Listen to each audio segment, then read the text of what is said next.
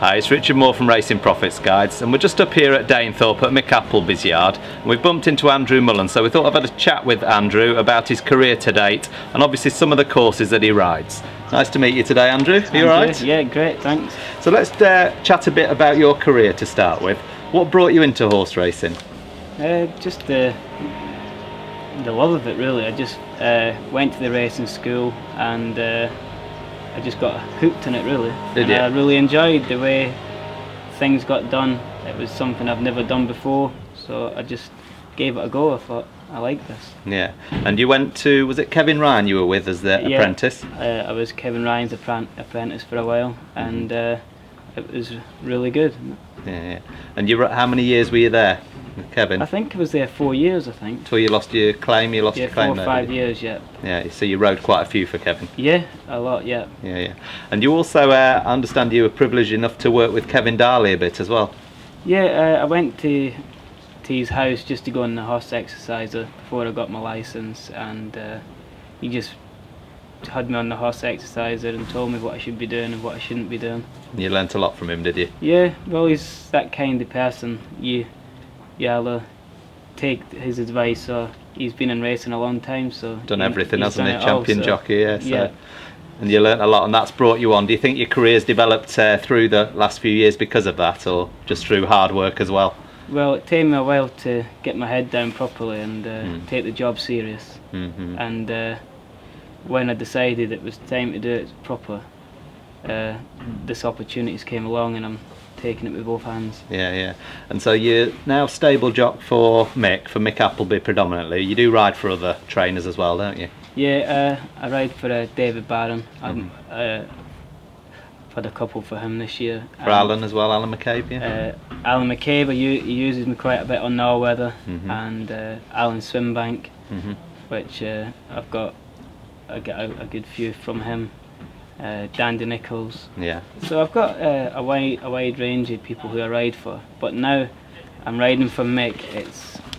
It just makes it so much easier going racing, maybe 2 or 3 for Mick, and then picking up spares from your other trainers. Yeah. So Mick's quite happy with that, is he? Yeah, 100%. Yeah, that's good. It's nice to have the support of a trainer like that, isn't it?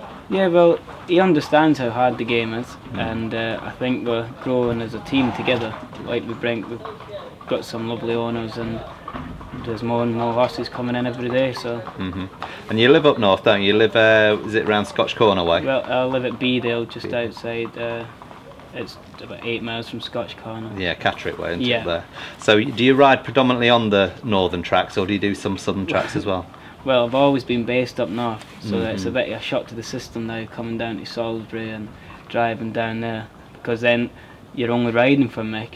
So I hope I'm trying to build up new contacts down south. When I'm going down south, I can get a few more rides, spares as well. Yeah. That's excellent. And how many winners have you had this year? Do you know? I think it's 36. 36. Yeah, I know you had a good one last week, didn't you? Yeah, he won well. Yeah, that was for Mick. And it was great for the owners. Our first runner for the owner. Was it? And it was a difficult horse when it came. He was very nervous, and the lads in the yards have done a great job with him. Just developing the horse, and just getting him to a routine, and what Mick does, he just gets him nice and quiet, lets him get on with it, and then he enters them up, and he's got a real reputation for that, hasn't he? Taking horses that maybe were a bit of trouble elsewhere, and then he really brings them on. Yeah, well, we've got great facilities. We've got the swimming pool, and we've got a mile gallop. It's just and everything's so relaxed, so you can tell the horses are happy. They respond to that. Yeah, exactly. Yeah. Lovely. Well, we'll go on to the next part of the video where we'll talk about some of the courses you ride. Okay? Yeah. Thanks for that.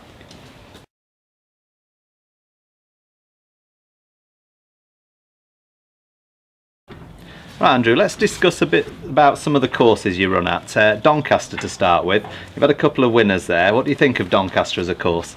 It's a lovely track. There's no hard luck stories there. No. And quite a galloping track, is it? Yeah, you need plenty of stamina for Doncaster. So. Do you? No, I do enjoy going to Doncaster. So let's discuss a bit about the course itself. Then it's quite a flat course. Obviously, there's Rose Hill at the back of the at the end of the back straight there, at the end of Bawtry Road. Does that affect a horse at all, Rose Hill? Do you think, or? Not really. I just think if you're jumping out at the 1.25 mile start, you just need to have a bit tactical speed just to get your position. Because that actually starts on the hill, the stalls, and then it runs straight onto the bend. Right. So if you can just get your position quick, and then you can just relax from there.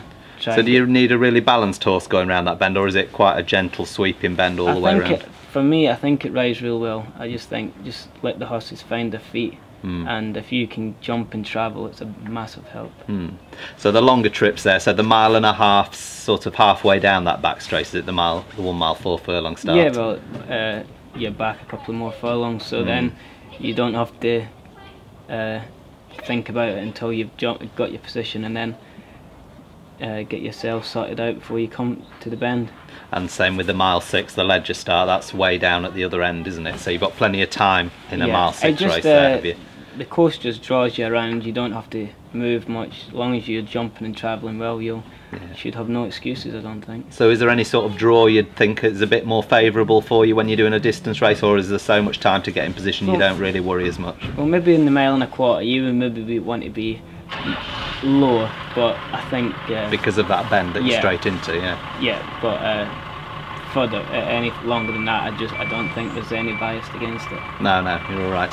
And then let's talk about the straight course, because obviously a lot of the Lincolns run on the straight course, the Lincoln Mile, isn't it? Yeah. The Racing Post Trophy, which is coming up in October, is it?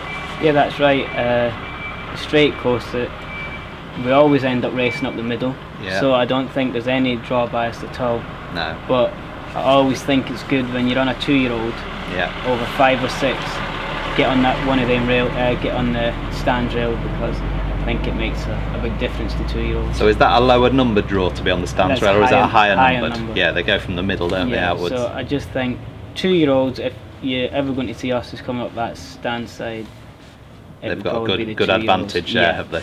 But it's more with the younger horses, you think? Yeah, for some reason we jump out and we all go up the middle. I think there's no excuses then, it's so open. Yeah. The time you jump off and get yourself across the rail, you're taking your chances down. And the older horses, you think, just are a bit more wiser, are they? So they don't need the rail to guide them quite as much. Exactly, yeah. You just jump and go the shortest way straight and try and save energy. So do you think it's a good course for 2-year-olds then, to educate them a bit on racing? Oh, you would run any 2-year-old there. Would you? Think, it's like Nottingham, very wide, isn't it? It's got a lovely canter down, so you're nice and relaxed going down.